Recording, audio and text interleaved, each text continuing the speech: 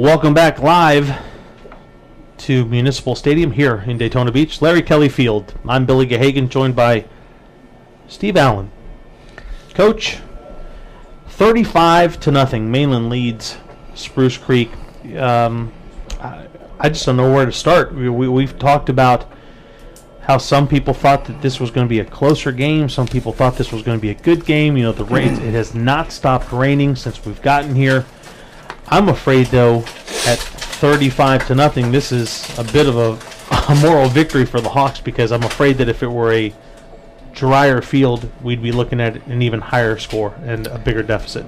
I think it's possible. Again, I think it's more to do with the condition of the ball and how the ball can be handled. These field turf fields, they hold up pretty good. And again, you're not dealing with mud, you're not dealing with divots and problems with cutting and planting. So I really believe that the ball is the factor that the weather affects the most. But yes, I do agree that it could be worse. And if you're Coach Price, one of the hardest things as a coach is being in that locker room when your kids know that that the game is essentially over, and you're trying to find the things to say. And I think you have to be a visionary as far as what are your goals. And all of our goals are still there ahead of us. We can still, their schedule makes it manageable for them to still get to the playoffs and to go out and try to find some glimmer of hope here in the second half and some things that they can build on as they move through their schedule. They've got a long trip next week, Bill, and I always found it's hard to get your guys. Yeah, I used to say I don't really want to take mine down the road, much less take them out of state.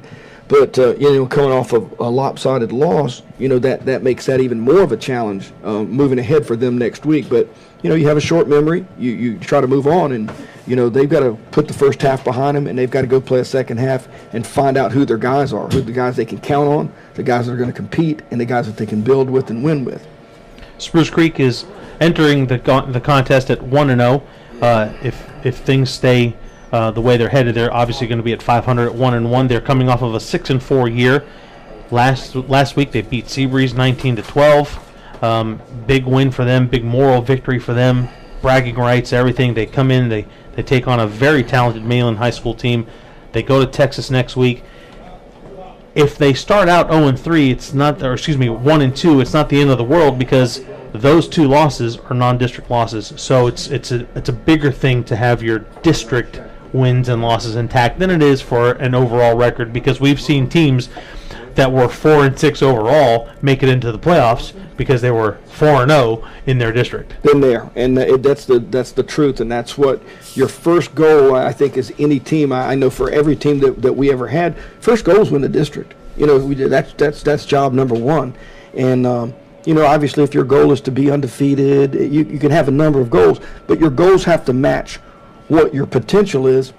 And for instance, for a team like Mainland, being undefeated, even with the tough schedule that they have, it's realistic. It's a realistic goal. I don't think that Coach Price, that's kind of one of the things that, he's put on the wall and said, hey guys, our season's going to be a failure if we're not undefeated. I think that's unrealistic. So you're exactly right. They've got their whole season ahead of them, but right now they need to focus on the second half and trying to execute on offense, put together some drives, something they can build on, keep their defense off the field, and again, going back to those game keys, don't turn the ball over, don't give up the big plays, and they're going to have to establish some kind of run game to have any success. On the flip side, Mainland last year 12-2, they come into the game 1-0. They play Lake Wales next week. I don't know much about them, but their schedule doesn't get hard for them until September 26th, when they take on American Heritage here at Municipal Stadium. Speaking of the possessions and the turnovers, Mainland had 8 possessions in the first half. They scored 5 times. Spruce Creek had 9 possessions, no scores, and they had 3 turnovers. The other 6 possessions were in punts. And we have a great start here for Creek here as we get a bobbled kick, and Creek is they're going to make Mainland start this offensive series on their own 10-yard line. But now, and talking about that schedule with Mainland, Billy, I look at that, and Lake Wales is tied at second in the 6A or in the 5A. They're tied with American Heritage in that poll. Lake Wales is in Polk County, you know, is a talent-rich place. Oh, so they will be tested then So next they week will be against Lake they will Wales. be tested. Okay. I think there's enough athletes that Lake Wales will give them. And that's at Lake Wales. And it is at it Lake not? Wales, yes, sir. Well, that's a true test for the Buccaneers, and that's one thing that they have not shied away from. When Coach Moranto had these guys, and they were taking on the teams up in the Panhandle and the 2A state champions, Chaminade, they were playing those guys. That was all done with you know, hey, we're going to play the best talent available, and it's going to make us even better. Killins on the handoff. And he can roll, let me tell you. First possession of the second half, big gain. So another first down for Mainland, and their positive yardage plays just continue. Yep, and that's again, you'd think runs over 9 yards and passes over 14 yards as being explosives, and Mainland has definitely won the explosives contest here tonight. But you go back to that schedule deal, and yeah, but it's not all an accident. When you're somebody like Mainland, the people in your own district don't want to play you, and so it's not always easy to get games. Houston going up. I'm going to be curious to see which way we go with this one. Houston electing to go and throw the home run ball, and they've been picking on Dondre Butler all night long, and I thought Dondre did a great job of defending the pass. He was actually stepped on, so how they could even throw the flag on that is kind of concerning to me. I think it's offense. Yeah, I don't see any way that could be a defensive penalty. He had pretty good coverage. He was zone transitioning there, got his eyes back to the ball, and probably found it before the receiver did. But again, we continue to talk about that schedule. You know, talent-rich and tradition-rich state contenders in Mainland's, you know, St. Augustine, Miami Central, Armwood, Naples, Dillard, Carroll City, they're all in that classification. You better be playing somebody on your way to that. You don't want the first time you see that to be in the playoffs. Penalty was offensive pass interference against the Bucks. Houston's going to hand the ball off to Killins, and he's just going to do what he does best, and that's race around the right end. He's going to try and get back as many yards as he can. Really not a bad job there by Spruce Creek. It's basically an outside zone play, and if you have speed and you have the speed advantage, which Mainland obviously does here, you know, it's a great play call. You run outside zone to the wide field. You make their athletes chase your athletes, and they obviously have an advantage there. They really like this formation here. They like playing their tight end in what I would call a tray open or a trayo formation with tight end and two wides on one side. It's a 3-by-1. It gives you a tight end in the game where you've got a three-man surface. You can rush the football, as we see here as he breaks off another explosive run. That's it's about a 30-yard pickup off of the inside zone. Correct. And if you know when it's going that way, and you don't want to believe that it could be happening, but momentum is a really heavy burden to carry, and when it's with you, it can float you and fly you, and when it's against you, it can sink you. And I just, you know, these defensive kids for Creek, you know, they've seen 35 points on the board, and they've come out here in the second half, and Mainland is kind of having their way a little bit with the run game, and there's no better way to demoralize a bunch than hand the ball off and run it at someone. Killins comes off the field for a bit of an equipment issue. Taking his place is Kalo Hanna. One can only imagine the speed that this young man possesses. Houston's going to look to throw the home run ball. He's under pressure. Just dumps it out to his tight end. Incomplete. And it'll bring up second down for the Buccaneers as Mr. Killins comes back on the field. Well, Denzel did a nice job right there of avoiding the pressure and extending the play a little bit and still gave him a chance to have a completion on the end. It looked like he just couldn't get 1 foot down. But he avoids the sack, and that's the bigger issue. You know, no negative yardage play. It keeps you, you know, kind of at least in sequence here, and they're going to get a play call in the game. And, you know, you knew that 2 good runs is going to bring a play-action pass. You knew it was only a matter of time. And there was nobody in the middle of the field. I'm looking for a post route here off of play-action. There's Houston, your post route wide open. Pressure again, looking for, yep. He's there. He's beyond wide, Coach. Yeah, and Spruce Creek did a nice job of getting pressure there. But if you're going to kind of zero them out and play a man for a man in the back there, you leave some people in the box that you can bring pressure, but you put a tremendous amount of pressure on your secondary kids. Pass intended once again for the tight end, Jacob Tillman. He's a senior. Mainland forced to make some substitutions here. I always thought that on a guy coming in from the sideline, he had to break the number, but I don't know. Baker came in the game, and he did not do that. The tight end comes out. Now, this is their screen and go play. Now, I think they might have just been running the swing screen that time and not the go off of it. Timeout called by Mainland High School. 6:04 remaining as the clock continues to roll. And now it stops. 6:01 remaining. Mainland up 35-0 on Spruce Creek. We'll be right back.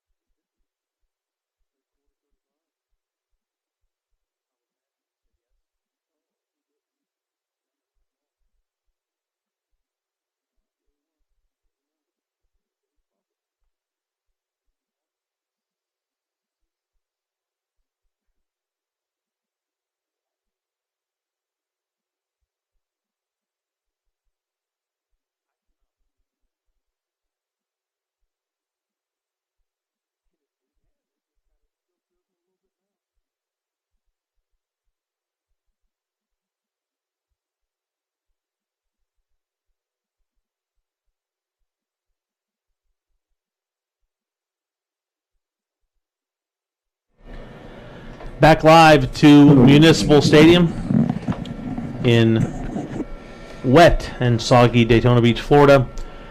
35-0 your score. Mainland leading Spruce Creek High School. Excellent job here by the defense. That's just a design quarterback draw off a play that they've got a little series where they swing that back out here. They run the swing to him. They run the swing and the go out of the solo guy or the inside trip. And then this time they come back and they come with the quarterback draw. And I think it's a great call. The Spruce Creek kids reacted very well to that. 4th and 10. The Bucks have the ball at the Spruce Creek 32-yard line. Up by a whole bunch of points. And electing to go for it. Not questioning, just making the statement. Houston takes a snap. He's flushed from the pocket, rolls to his near side. We're going to have a penalty flag coming. That's going to be holding. And a near interception. Number 7, Dante Collier. Did a great job of breaking on the ball there, but you could see that it was being held on the edge here, and that's going to come back, whatever the Marcus result. Tatum being called for holding.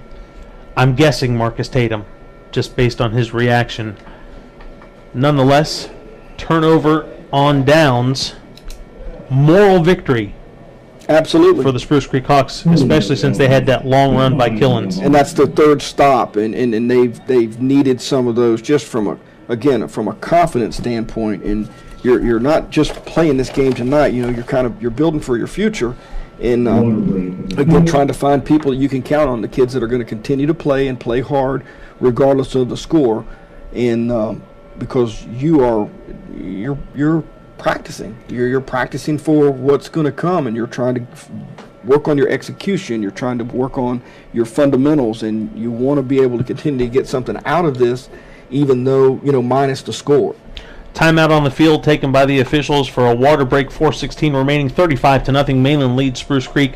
Coach, we said that next week the Hawks go to Texas.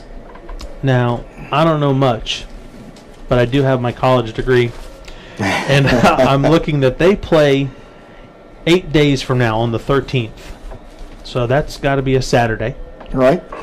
They still have to travel.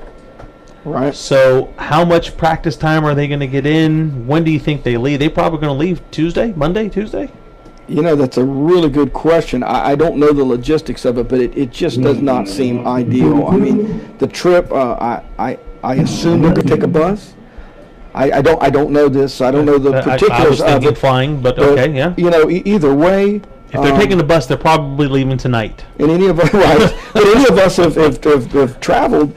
If you just have to go and sit in a meeting after traveling that far, it can be a little bit tough on you, and much less to play a football game, which none of these kids have ever traveled that far to play a game. I just think there's some challenges involved in that deal. And and unless it was the only date available, why you would choose to go cross country after playing the Buccaneers. I just, but like you said, logistically we don't know what they were told, Sure. and what's going on. But man, to have to go to Texas after playing Mainland.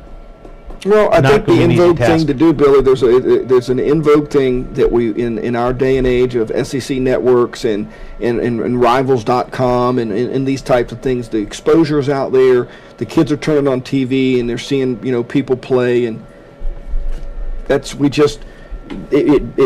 kind of builds that, and the kids want to do it, or they think they want to do it, and you're just trying to you want to build your program. You want to give your kids something to be part of. But at the same time, you got to come back and you still got to play your district schedule. And win or lose, these kids are going to Texas.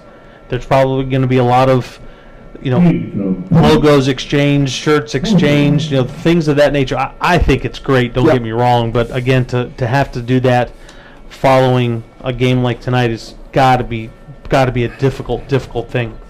Yeah, I mean, again, if you're like asking me personally, I absolutely would not take my team that far to play a high school football game, just because if it were a bowl game, if it were something at the end of the season, as a reward or that type of thing, possibly, I just don't see the benefits outweighing, because there's going to be a jet lag component of that. We got a fake punt. Nice job. Okay. Well, the good thing about that, Coach, is they come back from Texas and they have a bye week. Yep. So they have 2 weeks to get ready. So at that point, you're either licking your wounds because you're 1-3, you just can't, or 1-2. I mean, there's a lot of stuff that can go on. But again, there's no reason to throw in the towel. You haven't even played your first district game yet. Absolutely, and the flip side to that open week is if you are 1-3, you don't have a gauge for those 2 weeks to know, or for your kids to know, hey, have we improved? We're banging on one another here for an extra week, and so there's two sides to all of it. We got a jet sweep here, and it's a tough play to run against Mainland. Following the fake punt, which gave the Hawks first down, they come back with a jet sweep, and like you said, unless you're doing that in an inter-squad scrimmage against the blue and golds, it's probably going to go for naught. Just to let everybody know that's watching us right now, we are under a running clock, 35-point deficit. It's 35-0. Mainland leading Spruce Creek. This second half, third quarter, is about to come to a close. Tawan Williams still directing his spread offense. 3 receivers to his right, 2 near side. Tawan's going to roll out, has Mr. Olson blocking for him. Ball's out. And we're going to have a fumble on the play, recovered by Mainland High School. And that's a scoop and score. Or at least a scoop. It's a scoop. We almost got the score. And you got a situation there when you play fundamental, good things happen. Their edge player worked so hard there to keep contained. And once he kept contained, Tawan got loose with the ball, tried to make the swim move with the ball. You as a quarterback, you got to take care of that. And when he swam it over the top, as it happens often, the ball comes out. And again, Mainland now has their 4th short field of the night, and this is the shortest of all. And that was your boy, Kevin McCrary, on the scoop. Something else. He is just some kind of player. He's got such a bright future. Possibly, and it's scary to say, his upside may be as good as anybody on that Buck sideline, and that's saying something, because they got some cats, man. They got some real ball players. And again, they don't do anything but reload. They definitely don't rebuild. No, sir. So that brings to an end the third quarter. Again, moral victory. They kept Mainland out of the end zone. Spruce Creek did. It's 35-0 Mainland over Spruce Creek. We'll be back to bring you the start of the fourth quarter.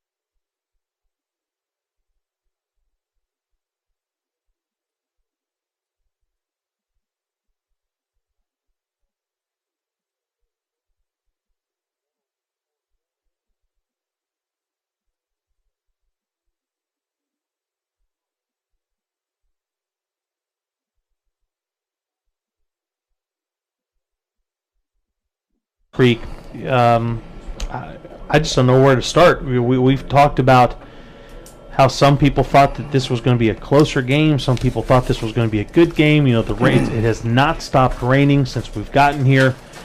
I'm afraid, though, at 35-0, this is a bit of a moral victory for the Hawks, because I'm afraid that if it were a drier field, we'd be looking at an even higher score and a bigger deficit. I think it's possible. Again, I think it's more to do with the condition of the ball and how the ball can be handled. These field turf fields, they hold up pretty good. And again, you're not dealing with mud. You're not dealing with, you know, divots and problems with cutting and planting. So I really believe that the ball is the factor that the weather affects the most. But yes, I do agree that it could be worse. And if you're Coach Price, you know, one of the hardest things as a coach is being in that locker room when your kids know that they, you know, that the game is essentially over, and you're trying to find the things to say. And I think you have to be a visionary as far as what are your goals. And, you know, all of our goals are still there ahead of us. We can still, you know.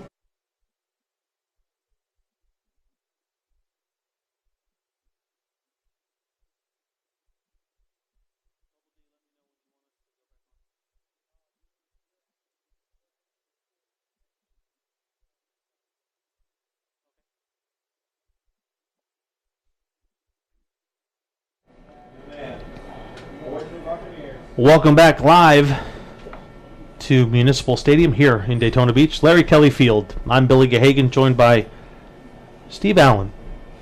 Coach, 35-0, Mainland leads Spruce